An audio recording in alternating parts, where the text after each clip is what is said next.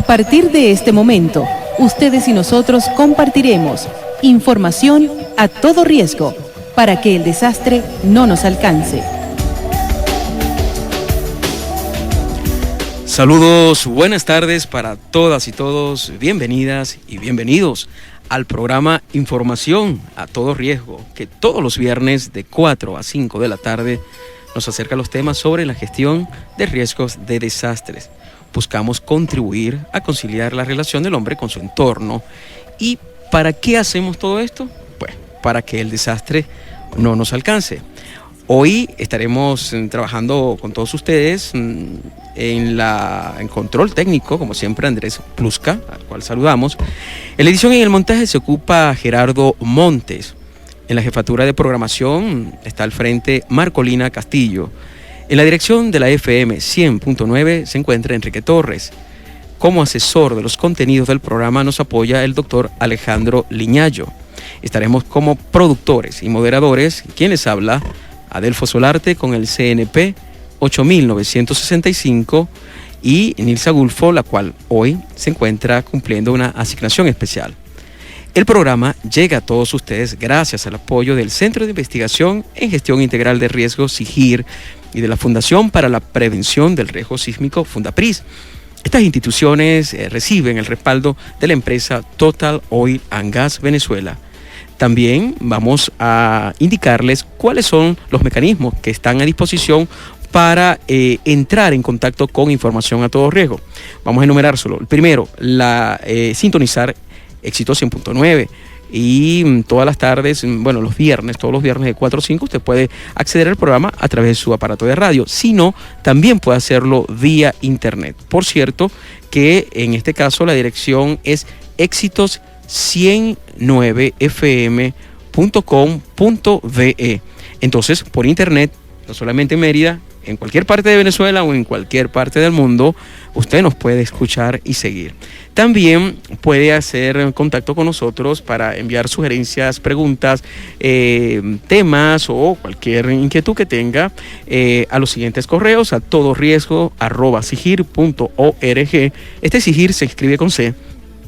También hemos abierto el correo INF de información a todoriesgo@gmail.com y a través del Twitter @INF de información a todo riesgo, y también por allí nos puede seguir y también nos puede plantear sus inquietudes.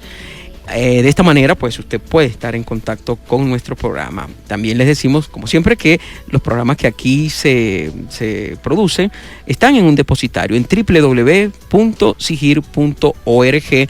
Puede acceder a los programas que hemos tenido por aquí. Ya pasan de 60 programas que están allí disponibles. Y con eso damos entonces inicio hoy viernes 27 de enero al programa número 61 de Información a todo riesgo. El tema que hemos preparado para hoy tiene que ver con el conocimiento de una fase importantísima que cumplen en la formación aquellos funcionarios a los cuales les toca trabajar cuando se presentan momentos de emergencia o de desastres. Esos profesionales, esos funcionarios que están preparados no solamente en lo físico, sino en lo mental, en lo cognitivo, para actuar cuando ya la situación desborda la regularidad de la vida de cualquier ciudad, de cualquier población, de cualquier estado, de cualquier país. Son los funcionarios de protección civil. Y hoy, entonces, vamos a hacer una pregunta: ¿hacia dónde va la formación de estos funcionarios? Y sobre todo, conocer un poco cómo es ese proceso, aprovechando que casualmente en este momento se encuentra en un periodo de formación de una nueva generación de estos profesionales. Para eso, entonces, vamos a pasar ya a nuestra primera sección. Con los especialistas. Muy bien, y con los especialistas le damos la bienvenida y le agradecemos enormemente el hecho de estar presente por aquí, sacando mucho tiempo. Parte de sus ocupaciones tienen que ver precisamente con lo que vamos a hablar hoy acá. A el TCU Daniel Serpa. Daniel Serpa es TCU en manejo de emergencias y acción contra desastres, egresado del IUTE, del Instituto Universitario Tecnológico Ejido.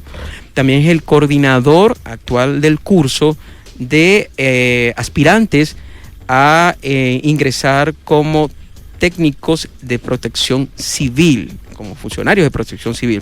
Igualmente, su rango dentro del Instituto de Protección Civil y Administración de Desastres, dentro de INPRADEN, es de oficial de búsqueda y salvamento, y se encarga, o sea, sus funciones también están de coordinar todo lo referente al área de la División de Educación. Instructor de la División de Educación. Ajá.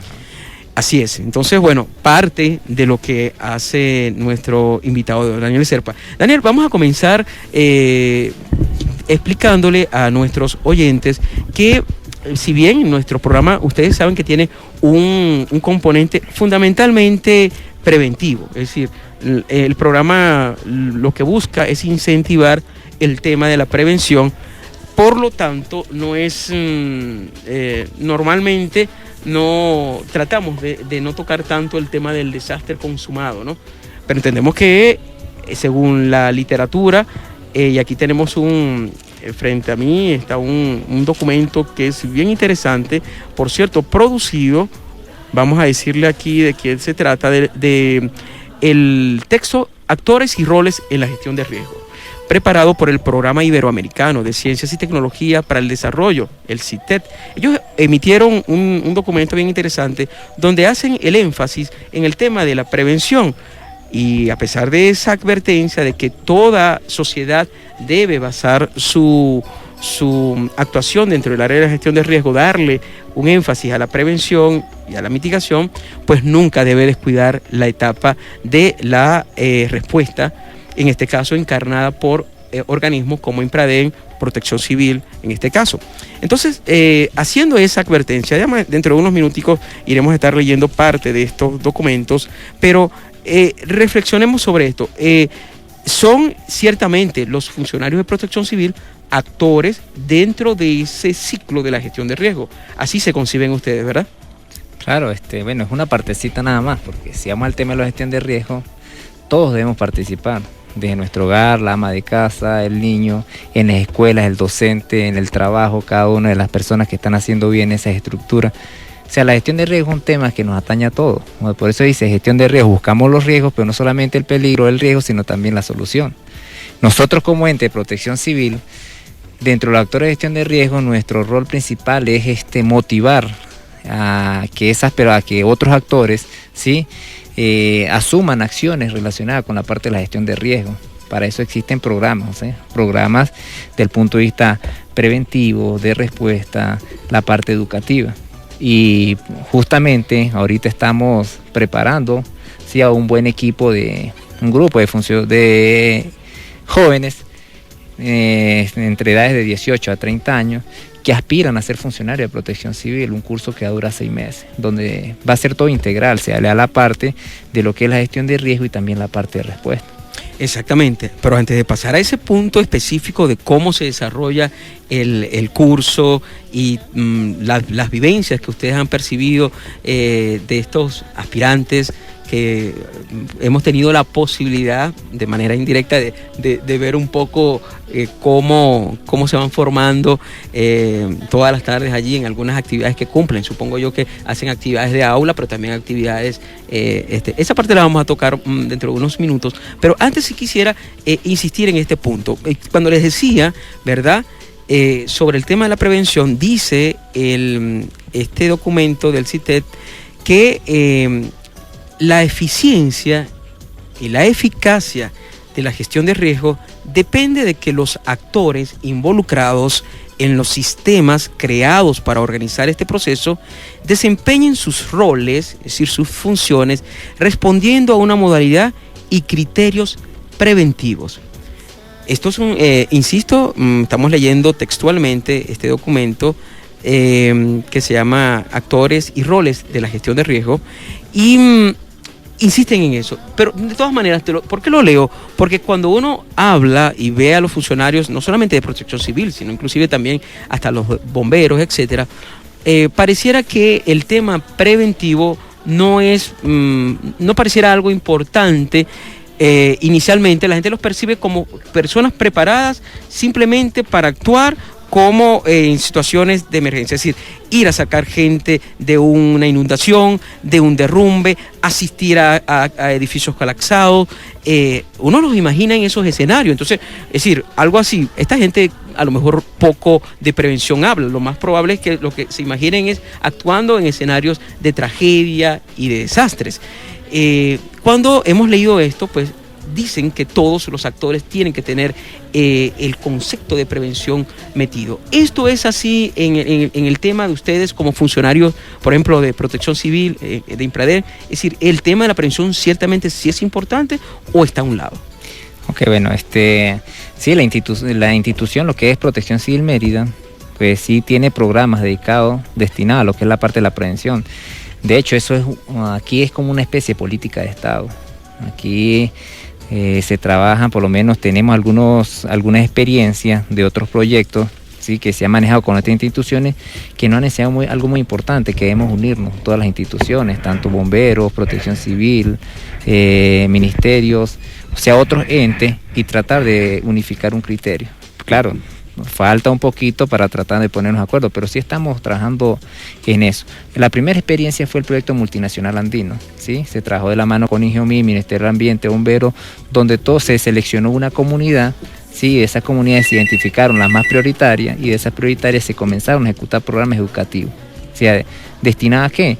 A que las personas no solamente tomen conciencia, sino que asuman compromiso. Seguidamente esos proyectos viene los DIPECO, está el DIPECO 5, donde se trabajó con la iglesia, o sea, ya lo que es la institución gubernamental ya estaba trabajando con la iglesia, ¿sí?, a través de lo que es Cáritas. Posteriormente, el DIPECO 5 se dio lo que fue en el área de Mocotíe, tomando como referencia, ¿sí?, la tragedia del Valle de Mocotíe. Seguidamente viene el DIPECO 6, que se da aquí en el Arenal, tomando como referencia lo ocurrido en la quebrada del volcán, ¿sí?, donde hubo lamentándolo mucho, 2 personas perdieron la vida. Entonces, esas referencias se toman y es donde ya estas instituciones trabajan coordinadamente, no solo INPRADEN, porque no es solamente INPRADEN. Nosotros estamos claros que tenemos que abrirnos. ¿Hacia qué? Hacia las comunidades, hacia las escuelas, porque en sí la gestión de riesgos tiene que ser ahí, la parte preventiva tiene que ser básicamente en las comunidades y en las escuelas, sobre todo en las escuelas. ¿Por qué? Porque resulta que ellos son los niños, la generación del relevo, y ellos están como una esponja absorbiendo, y ellos ahorita quieren participar en muchas cosas. Entonces nosotros como institución, a través de programas educativos con el docente, se está llevando eso. Sí se ve la prevención, sí se ve.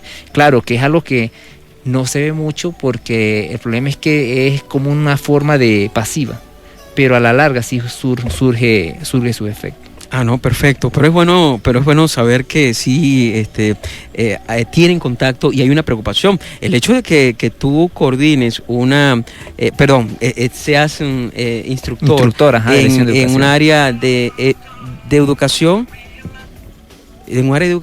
implica que si hay una plena conciencia de parte de ustedes como institución, en este caso de INPRADEN, de la importancia de esta faceta, la educación, como parte de las políticas y de las acciones que debe emprender el organismo. Es decir, no centrado únicamente en estar pendiente de las camillas, de las ambulancias, sino de llevar el mensaje para que la población busque la manera de activar mecanismos propios que les permitan inclusive evitar precisamente ser protagonistas de una situación de emergencia o desastre. Eso es importante. No, claro, o sea, por eso es que en sí la parte de la prevención es una política de Estado.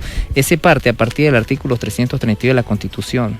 En el caso de nosotros, el ordinal número 4, donde se crea la Organización de Protección Civil con carácter de administración de desastres y gestión de riesgo. Luego viene la Ley de Gestión Integral de Riesgo, viene la Ley Nacional de Protección Civil, y aparte la institución tiene una ley interna. El Estado y la institución como tal se ha tomado parte, y últimamente pues ha tomado más conciencia. Desde el hecho, un ejemplo, desde el Estado, los decretos que ha dado el presidente de que por lo menos cada zona educativa de crear su coordinación de gestión de riesgo, es algo muy importante. Aquí en Mérida existe una muy aquí activa, en Mérida, ¿no? Sí.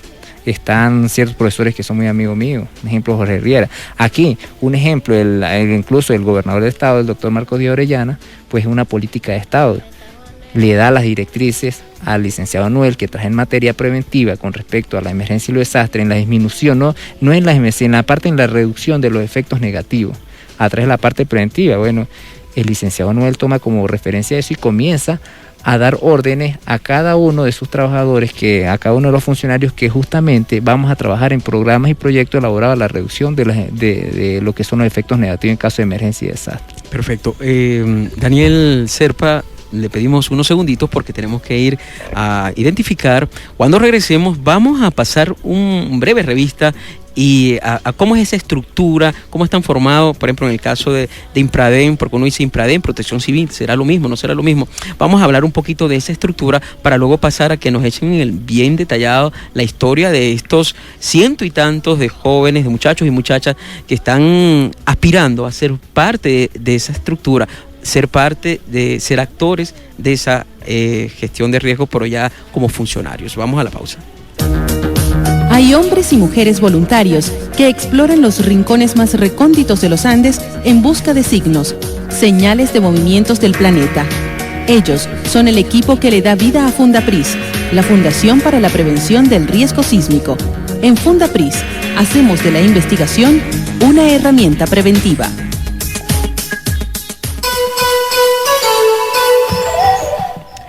Muy bien, continuamos aquí conversando con el TSU Daniel Serpa, funcionario de Impradem, encargado en la parte de formativa en la División de Educación, pero sobre todo está aquí porque está coordinando el curso de aspirantes a integrar protección civil en calidad precisamente de técnicos de protección civil. Nos está contando sobre cómo se concibe desde el punto de vista en este caso de Impradem, pues el tema de la prevención como parte, digamos, fundamental dentro de sus políticas, y nos parece curioso a veces que la población pues los vea a ustedes como funcionarios. Y pues a estas alturas, pese a que ya ha avanzado bastante el tema de las transformaciones que ha sufrido Protección Civil en el país, bueno, todavía un poquito la gente pues pueda tener cierta confusión en cuanto al organismo que representa. En este caso, Impradem, que es el Instituto de Protección Civil y Administración de Desastres, obviamente es la encarnación local merideña de Protección Civil Nacional, es decir, no es un organismo aparte, de hecho es la expresión de Protección Civil. Explícanos un poquito de eso para que los amigos que nos están escuchando y amigas pues entiendan bien cómo es la estructura. Bueno, vamos a suponer que hay como unos escalafones, por lo menos. Está la Protección Civil Nacional, la dirección, que está adscrita al Ministerio de Interior y Justicia, ¿sí? Pero después viene, según la ley, que cada gobernación o cada estado tiene que tener su propia protección civil. Entonces, ¿dónde viene? Por lo menos en el caso de Mérida, el Instituto de Protección Civil. Es un instituto autónomo que depende de la gobernación, pero que sigue directrices tendientes a lo que es la Protección Civil Nacional. Depende de la gobernación en cuanto a recursos, salario y esas cosas. Pero la misma ley de protección civil dice que cada municipio, en función de sus riesgos, porque no son los mismos riesgos, un ejemplo, aquí en Mérida no es lo mismo municipio Rangel que Alberto Adriani, son cosas, realidades totalmente diferentes. Entonces cada alcaldía tiene que tener su propia protección civil.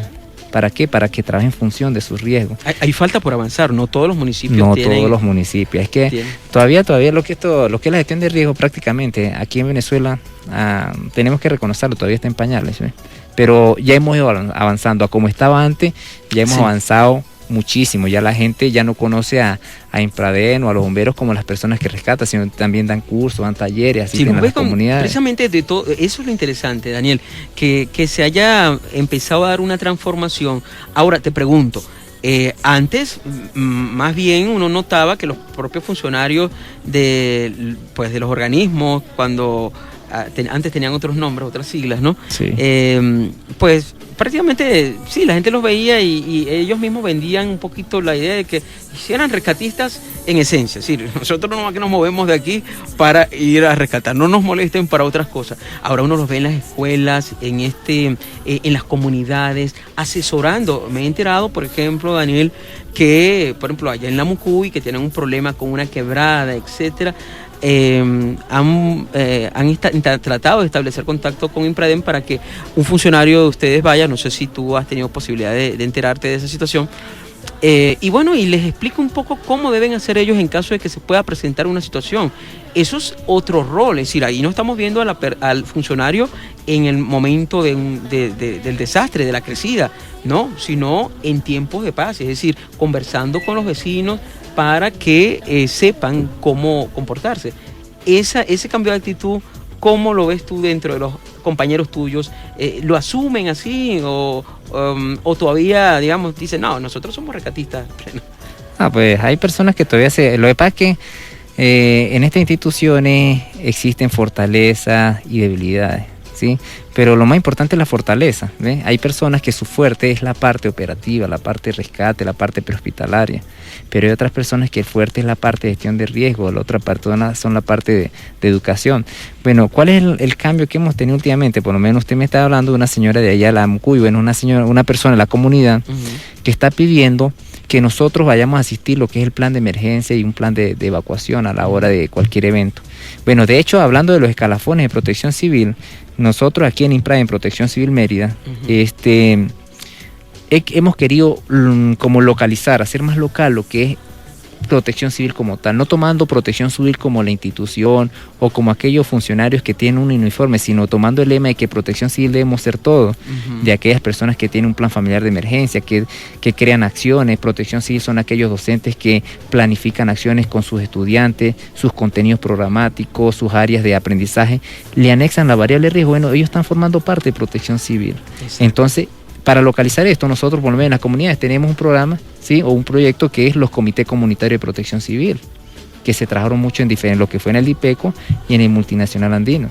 En las escuelas tenemos las brigadas de protección escolar, ¿sí? Que justamente nosotros en la comunidad lo que hacemos es facilitar herramientas, ¿sí? A esos actores que son más importantes, porque a la hora de cualquier evento el primer respondedor, ¿sí? La ley dice que hay organismos, pero el primer respondedor es la misma comunidad, ¿sí? En una escuela, los primeros respondedores son los docentes y sus estudiantes. Por eso es que nosotros simplemente, allá no es que vamos a enseñar, sino simplemente vamos a facilitar son cierta facilitadores. Ajá, y cada funcionario debería verse de esa manera. Ajá, exactamente, sí. Por lo menos ahí, bueno, esta parte le corresponde a la división de educación, básicamente, porque hay una división que tiene un equipo de personas, ¿sí? Que está preparada en esta área y tiene su mística, porque la parte educativa hay que tener mística, que para llegar a las comunidades hay que tener esas ganas, esa mística, el saber llegar igual que trabajar en las escuelas. O sea, uno tiene que, aparte de funcionario, uno tiene que conocer cómo pararse en público. En las escuelas, algo muy importante. Ajá, vamos a ver la escuela, ajá, cómo trabaja el docente. Trabajará cómo, con contenido. Hay contenidos conceptuales, procedimentales, actitudinales, o trabajan por áreas de aprendizaje. Entonces tenemos que trabajar con lo que es el currículo nacional de educación. Tenemos que adaptarnos. Oye, sí, una responsabilidad muy grande, sí, o sea, ¿no? Tenemos que adaptarnos. Y viéndolo desde ese punto de vista, pues queda claro la interesante dimensión más integral que ha ido alcanzando, vamos a decir así, el funcionario, a la que debería, ¿no? Sabemos que eso es un proceso progresivo de que cada funcionario. Eso nos lleva entonces, Daniel Serpa, nos lleva a preguntarnos cómo es, hacia dónde se enfoca la formación. Y para ello, entonces, puntualmente vamos a revisar esta coyuntura actual, que en este momento tú nos comentabas que hay más de 120 exactamente aspirantes a ingresar como funcionarios y funcionarias de protección civil. Cuéntanos un poco de esta experiencia. ¿Cada cuánto tiempo Protección Civil Mérida, en este caso, por ejemplo, Impradem, abre o hace llamamientos para integrar a sus filas a personas? Eso se hace una vez al año, 2 veces al año, semestralmente, bianualmente. Háblanos de eso. ¿Cuántas personas ingresan y luego vamos a tocar el tema de qué es lo que aprenden en estos procesos de formación.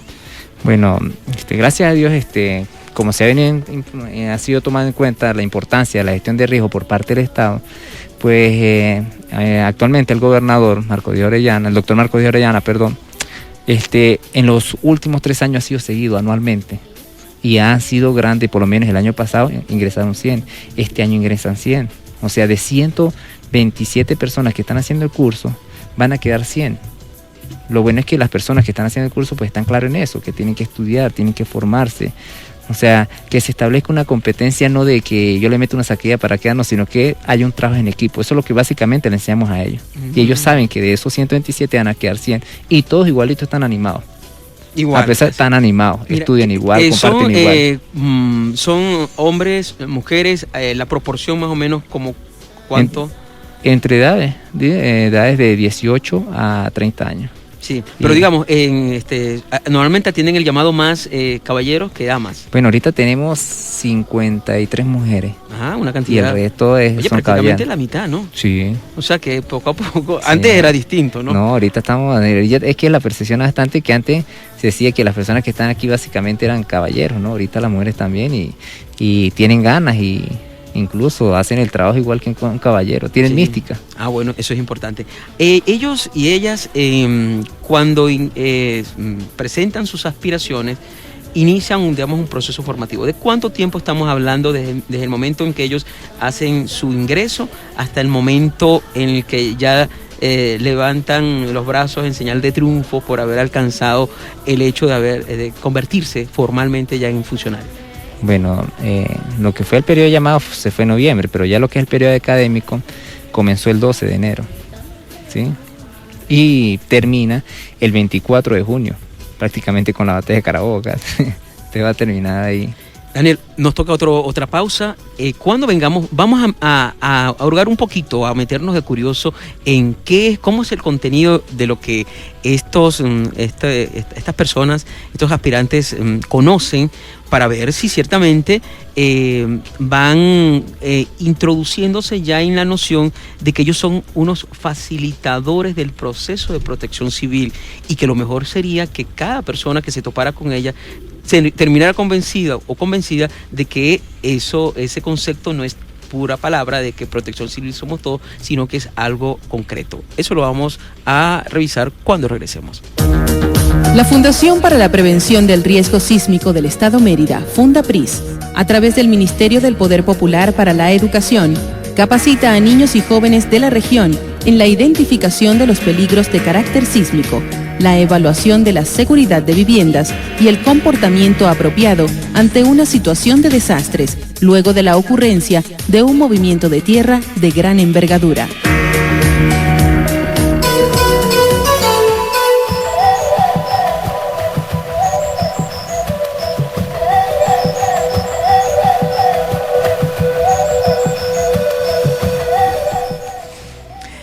Bien, segmento final de la entrevista que estamos sosteniendo con el técnico superior universitario en manejo de emergencias y acción contra desastres, Daniel Serpa, quien amablemente ha tomado parte de su tiempo, del cual mucho de ese tiempo por estos días está siendo dedicado a acompañar el proceso formativo de un grupo de más de 120 aspirantes a ser funcionarios de protección civil. Y ya nos ha contado un poco más o menos quiénes son, etcétera. Por cierto, son aspirantes que vienen de acá de Mérida o vienen gente de otros estados también con aspiraciones a ingresar aquí a las filas. La mayoría son de aquí en Mérida. Los más lejos que han venido son de Maracaibo, que se han enterado del curso y han venido a hacerlo, ¿no? Una persona que, por ejemplo, no quede de esos casi 30 que no van a poder ingresar por cuestiones de cupo, pues ¿cómo quedan? Es decir, ¿se les da un certificado? ¿Quedan, pues, no sé, esperarán un próximo llamado? Pues sí, ellos quedan básicamente con un certificado y con opciones también, porque hay protecciones civil municipales, entonces ya tienen opciones de ingresar a eso. Porque ya hicieron porque completo el curso. En los contenidos, Daniel, Hemos leído aquí algunos fragmentos de este texto donde nos habla mucho del tema preventivo, es decir, todo actor de todo este proceso tiene que estar claro en que tiene que tener una naturaleza preventiva, o lo que es más sencillo, lo mejor que le pudiera pasar a un funcionario de protección civil, va lo mismo para un bombero, es no tener que llegar a una situación de desastre o de emergencia. Si ocurre, estaría preparado, pero no debe ni propiciarla, sino todo lo contrario, debe tratar de que no ocurra. Es como la medicina preventiva, es decir, el médico no se va a alegrar porque tenga una fila de gente enferma por cualquier cosa. Lo ideal sería que la población pues evitara situaciones que la enfermara. Esto llevado al campo de la protección civil, ¿cómo se les inculca a estos aspirantes? Bueno, normalmente esto se comienza con el conocimiento básico, lo que es protección civil, historia de protección civil, dónde nace protección civil, por qué, cuáles fueron las necesidades que hicieron que la creación de protección civil a nivel mundial, ¿sí?, nacional y regional. Okay. ¿Sí? Después hablamos lo que es la gestión de riesgo, definimos lo que es la variable riesgo, ¿sí?, las variables que las conforman, cuáles son las amenazas, los tipos, su clasificación, la vulnerabilidad.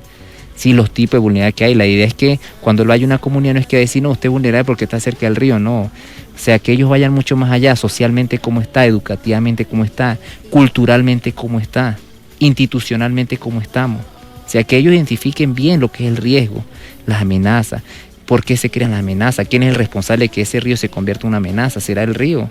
Será la parte social, porque muchas de las amenazas son creadas por la parte social. Sí. De hecho, el concepto lo dice, una amenaza existe, tanto existe una vulnerabilidad. Sí, si no existe la vulnerabilidad, pues la amenaza. Exactamente.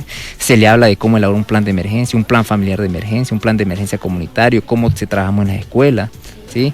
Se le habla de lo que es cómo elaborar un mapa de riesgo, cómo hacer un análisis FODA, la importancia de un análisis FODA en protección civil. Se le habla del tema de los refugios, ¿sí?, la parte preventiva cuando nos toque trabajar ahí, ¿sí?, las enfermedades. Se le habla de lo que es el SUMA, lo que es el EDAN, lo que es la evaluación de riesgo y análisis de necesidades.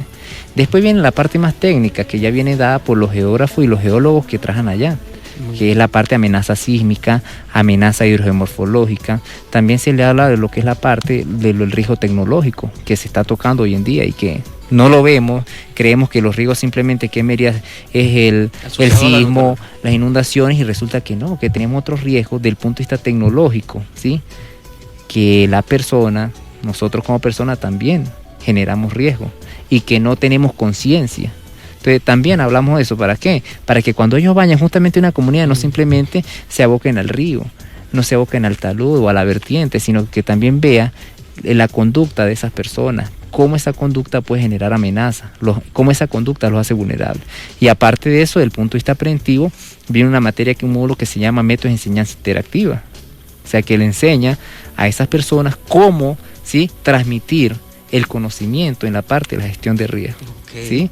Y después sí viene la parte de respuesta, que son rescate nivel 1, rescate nivel 2, búsqueda y rescate en estructura colapsada, lo que es rescate vehicular, que ya son parte de respuesta. Después viene parte como de la autoprotección de la persona, supervivencia en agua, supervivencia en selva. O sea, hay diferentes tipos de módulos. Interesante, pero ya no es aquello que la persona lo que estaba esperando era simplemente que se le diera esa última parte de cuestiones tácticas y en fin, sino que ahora se ve que tiene una responsabilidad social que es más integral, vamos a decirlo así, ¿no?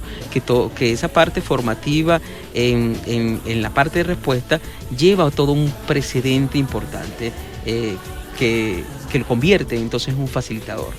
Eso es interesante. Ahora, dos últimas preguntas, Daniel.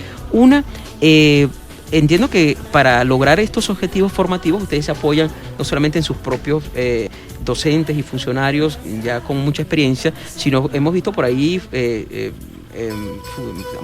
oficiales del ejército dando algunas actividades, no sé si oficiales del cuerpo de bomberos. ¿Cómo es esta relación? Pues sí, pues nosotros pues nos hemos visto obligados, como ya estamos en una institución en la que actualmente estamos muy abierta a los cambios, ¿sí? Ya hemos entendido eso. No solamente nuestros funcionarios saben, sino que también tenemos que buscar otro tipo de experiencia. Por ejemplo, en el área de respuesta hay médicos de la Chebula que ya están citados para esto, ¿sí? Está el ejército participando en esto. Otras personas que trabajan en instituciones como la gobernación del estado, que tienen conocimiento en ciertas áreas y van a dar una especie de seminario. Y aparte de eso, pues otras instituciones relacionadas se piensan ir invitando. O sea, aquellos módulos que son módulos como tal están ya planificados, pero hay horas de estudio donde nosotros pensamos planificar seminarios para reforzar ese conocimiento, donde el funcionario entienda que no es solamente protección civil, sino que nosotros tenemos que trabajar coordinadamente con todas las instituciones del Estado, policía, gobernaciones, alcaldías, ministerios de ambiente, ministerio de salud, todas esas, o sea, tenemos que involucrarnos. Ya, Daniel, la última pregunta. Tomando en cuenta que Mérida, por su ubicación, no solamente desde el punto de vista geográfico, etcétera, sino precisamente por esa lamentable construcción de vulnerabilidad que hemos ido llevándola a un punto preocupante, sobre todo en la zona metropolitana, con la construcción en sitios totalmente inadecuados, con materiales totalmente inadecuados, en condiciones que hacen perfilar que ante la ocurrencia de cualquier situación o evento natural severo, se puedan dar situaciones muy duras que enfrentar. Se habla inclusive del tema sísmico, que pareciera ser el más preocupante a veces, pero ya sabemos que hay situaciones más recurrentes desde el punto de vista hidrometeorológico, las tenemos a cada rato. Todo eso, lo que quiero decir es que plantean escenarios de trabajo humano muy duros, en situaciones que pueden ser desbordar inclusive emocionalmente a cualquier persona. Estas personas que están aspirando, ¿cómo se les explica que estamos en un estado o una ciudad como Mérida expuesta a una serie de amenazas que pueden concatenarse con unas vulnerabilidades muy fuertes y producir escenarios para los cuales se necesita tener un temple y muy, digamos, muy duro a la hora de dar una respuesta? ¿Cómo se le explica a ellos el cómo actuar o el cómo ellos deben? No sé, sí, emocionalmente, ¿cómo asumir esto? Ok, ven, normalmente a ellos se le llega a la parte humana. El curso también va a eso. Nosotros nos dirigimos mucho a lo que es la parte humana. Desde el punto de vista, por un ejemplo, si usted va a las horas de las comidas, o sea, hay muchos que ni siquiera llegaban, comían, se levantaban y dejan el plato ahí, no. Ya eso le están enseñando la importancia de que ellos aprendan a dar su plato. Pero lo más importante, antes de comer, no es a comer uno solo y se para, no. Hasta que no se les sirvan a todos, nadie come. Y hasta que no recen la oración, nadie come. ¿Por qué? Porque a ellos se les enseña que primero está la parte humana, porque nosotros vamos a trabajar con personas. Y que no simplemente necesitamos funcionarios con mucho conocimiento, no necesitamos supermanes que estén en capacidad de rescatar, prevenir, derrumbar muros, sino que necesitamos personas incluso de darle un apoyo psicosocial a las personas, de darle un aliento en cuando se encuentran en los refugios, porque cuando se encuentran personas en los refugios están como desorientada, con la autoestima baja. Entonces el funcionario también entra ahí en lo que es la parte de auxilio psicológico, apoyo psicológico. Entonces ahí le hablamos en reuniones en las noches la importancia que tenemos nosotros como personas, ¿sí?, ante la comunidad. O sea, que no se vean como la persona que va a cobrar un 15 y un último, sino que realmente las comunidades nos necesitan y que por eso el Estado está invirtiendo en nosotros. O sea, nosotros queremos hacerle ver a esa persona la parte humana. O sea, que él cuando vaya a una comunidad diga: yo me identifico con esta comunidad, no solamente vengo a dar respuestas, sino también vengo a dar el apoyo psicosocial, incluso hasta un abrazo a una persona, o comer al lado de una persona, o rezar o llorar al lado de una persona, claro, con su debido protocolo, porque para eso hay un protocolo de actuación, porque si no es muy descuidado en los problemas, no formamos parte del problema y tampoco más de respuesta. Así es. Bueno, Daniel Serpa, me encantó y creo que a los oyentes también les agradó mucho escuchar una asomada que nos echamos, abrimos las ventanas y nos asomamos un poco al interior de esta institución que es INPREDE, que es Protección Civil, y sobre todo vimos un poquito cómo se están formando estas nuevas generaciones de funcionarios. Te agradezco mucho la participación.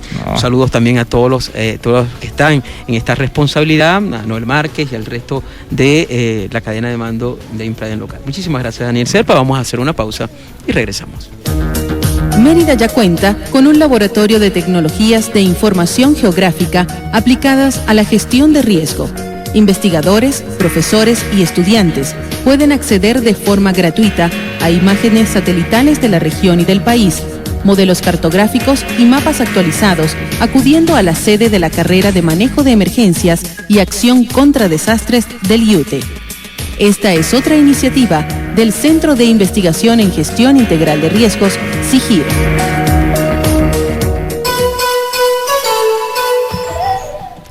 Segmento final de información a todo riesgo, agradeciéndoles nuevamente la atención y también extendiendo el agradecimiento a nuestro invitado de hoy, Daniel Serpa. Ahora tiempo para hacer una breve revisión de lo que fue noticia esta semana. Vamos a comenzar con algo que me llamó la atención del diario La Opinión de Bolivia. Bolivia es un país que regularmente del cual nos llega mucha información vinculada a la gestión de riesgo. Es un país que por su ubicación y por su situación pues vive muchos escenarios vinculados a los desastres, etcétera. Total que ellos tienen que estar pendientes. El diario La Opinión de Bolivia en su editorial lo titula Inundaciones en zonas urbanas y rurales, y hemos extraído algunos aspectos, como por ejemplo estos. Dicen ellos en su editorial: los desastres por efectos de inundaciones pueden ser prevenidos mediante obras planificadas, es decir, de manera anticipada, lo que significaría una verdadera ayuda. Resulta reiterativo que cada año, para estas épocas, lamentar los desastres que originan las riadas o crecidas a causa de persistentes lluvias en diferentes zonas, en este caso de Bolivia, y en la misma ciudad de Cochabamba, que es de donde es este periódico. Allí, bueno, las viviendas terminan todas anegadas. Esta realidad que se repite deja al descubierto la falta de previsión de organismos que tienen a su cargo la ejecución de obras que disminuyan el riesgo del desborde de ríos en las áreas rurales. Lo que ocurre en estas áreas tiene que ver con la imprevisión y la falta de ejecución de obras en los cursos de los ríos donde existe el mayor peligro de desborde de las aguas. Adicionalmente dice que las evaluaciones que se realizan cada año al término de este periodo de lluvias y de los desastres consecuentes arrojan enormes pérdidas económicas a los productores agrícolas, cosa que nos recuerda mucho a lo que a veces pasa aquí en Mérida y en Venezuela. Afecta la recuperación de estas personas, en muchos casos por falta de ayuda oportuna para reanudar la faena agrícola, e implica consecuencias sociales como la migración de estas familias que han perdido todo en el campo, que se van a la ciudad en busca de sobrevivir, y generalmente lo hacen en condiciones de miseria. La situación solo puede ser encarada, dice el editorial del diario La Opinión de Bolivia, con planes y proyectos anticipados. La palabra anticipación es muy importante, tanto para el sector urbano como agrícola, lo que demanda organización, técnica y recursos económicos acordes con la importancia de las obras. Otra información que debemos darle, ya más cercana, es que se realizó una nueva reunión de los comunicadores por la gestión de riesgo. Este nuevo encuentro de trabajo que se realizó ayer, jueves 26 de enero, en Imparque, permitió la revisión por parte de los presentes de lo que será el plan de formación de los comunicadores por la gestión de riesgo. En total se están planteando unos 10 talleres a lo largo del año 2012, una gran actividad central para lo cual se está viendo la posibilidad de que nos pueda acompañar un invitado internacional que toque muy vinculado al tema de la comunicación y la gestión de riesgo, y además una serie de acciones que se van a emprender tratando de llegar a los distintos medios para sensibilizarlos en la necesidad de incorporar discursos de gestión de riesgo. Entonces, una nueva actividad y decirles que poco a poco esta organización va a seguir incorporando. Los llamamos a todos los que nos están escuchando que tengan algo que decir, no solamente como periodistas, sino como comunicadores, acercarse a comunicadores por la gestión de riesgo y hacer parte de esta iniciativa. Ahora pasemos a nuestra próxima sección. Agenda de la semana. En Agenda de la Semana, comunidades compartirán experiencias sobre manejo de riesgo durante las jornadas de sismología histórica. Esta nota la tomamos de Funvisis a través de Pabilo Redes Comunicacionales. En el marco de la conmemoración del bicentenario de los sismos del 26 de marzo de 1812, la Fundación Venezolana de Investigaciones Sismológicas, FUNVISIS, organiza para el mes de marzo las sextas jornadas de sismología históricas con la participación de expertos en la materia y comunidades de algunos estados del país. El presidente de FUNVISIS, Víctor Cano, explicó que la actividad se desarrolla bianualmente para compartir experiencias con expertos en sismología histórica, paleosismología y evaluación histórica de desastres con el fin de demostrar los adelantos y avances en estos temas. Destacó que en este año 2012 las jornadas se van a efectuar, tomen nota por favor, del 26 al 28 de marzo e incorporan la participación de comunidades de los estados Anzoátegui, Yaracuy, Falcón y Distrito Capital a través de la presentación de las experiencias en la preparación para enfrentar riesgos y la visión de cómo enfrentar esta situación desde el punto de vista comunitario. Cano subrayó la importancia de estas jornadas para intercambio de criterios y de estudios en el área sismológica a partir del comportamiento de las sociedades ante eventos sísmicos.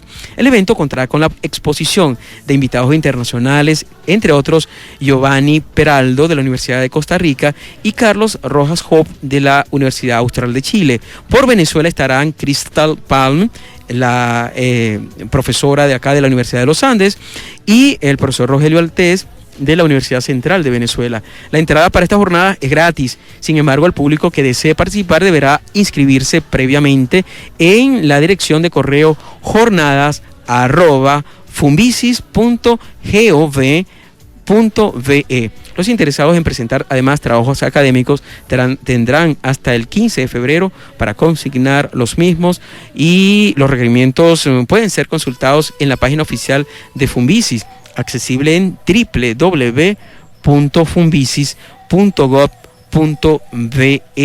Y ya con esto pues estamos despidiendo el programa de hoy, que se centró en conocer hacia dónde va la formación del personal de protección civil, teniendo como invitado a nuestro amigo Daniel Serpa. Agradecerles a ustedes la atención y decirles que lo que conversamos hoy en Información a Todo Riesgo aparece los lunes publicado en la página impresa de Información a Todo Riesgo en el Diario de los Andes. Por favor, si vive en la zona, en el estado Mérida, puede conseguirla en la edición del Diario de los Andes Mérida. También por internet puede ser accesible en la dirección www.diariodelosandes.com.be. También en la página del www.sigir.org puede escuchar los programas grabados, y vía Twitter en @INF de Información a Todo Riesgo. También tenemos el teléfono 0274, código de Mérida 658-8206, que es la oficina del Sigir, donde gustosamente también le pueden atender y decirle qué hacer para participar. Hoy trabajamos para todos ustedes Andrés Plusca, quien se ocupó del control técnico. En la edición y montaje, Gerardo Montes. Como jefa de programación, Marcolina Castillo. En la dirección de la FM 100.9, Enrique Torres. Como asesor de los contenidos del programa, el doctor Alejandro Liñayo. El programa llegó a todos ustedes gracias al apoyo que nos brindan el Centro de Investigación en Gestión Integral de Riesgos SIGIR y de la Fundación para la Prevención del Riesgo Sísmico, Fundapris. Estas instituciones reciben también el apoyo de la empresa Total Oil and Gas de Venezuela. Hoy tuvimos el gusto de compartir con ustedes. ¿Quién les habla? Adelfo Solarte, CNP 8965, recordándoles que hacemos información a todo riesgo para que el desastre no nos alcance. Hasta el próximo viernes.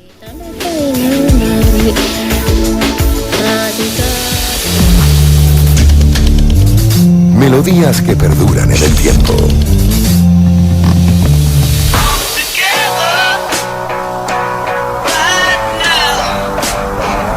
Éxito 100.9. Sonidos en primera fila.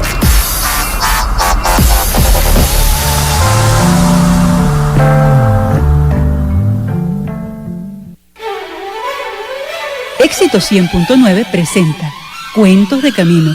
Edición y montaje Gerardo Montes.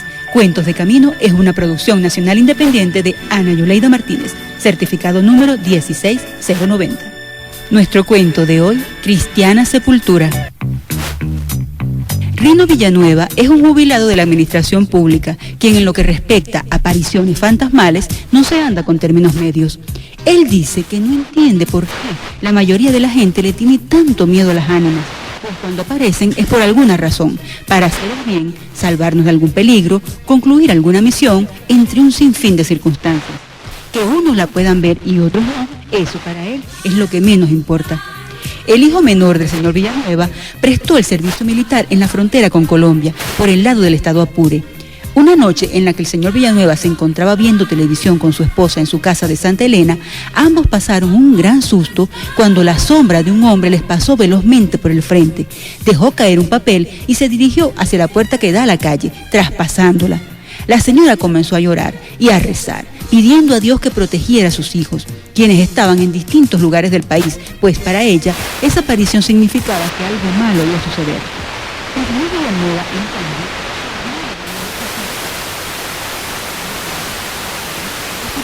y luego aceleró el paso por el área de emergencia. La señorita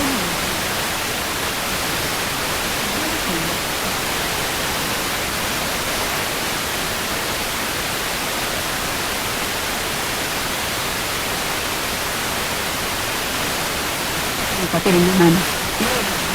Es el papel que el ánima dejó caer. En el papel, manchado de tinta azul y con letra que evidenciaba que quien lo escribió lo hizo deprisa, se leía lo siguiente: hagan todo lo posible para que Ernesto venga para Mérida antes de que pasen 48 horas, de lo contrario morirá. Ernesto es el hijo que prestaba servicio militar en la frontera en ese momento. El señor Villanueva no se anduvo con rodeos, levantó el auricular y llamó para el puesto militar en Apure, donde dejó un mensaje urgente para su hijo. Lo que se le ocurrió fue que su madre estaba muy grave en Mérida y que quería verlo antes de morir. Cuando Ernesto llegó al día siguiente, le explicaron lo sucedido. Horas después, por la televisión, informaron sobre un ataque a unos vehículos militares que hacían labor de patrullaje en la frontera entre Apure y Colombia.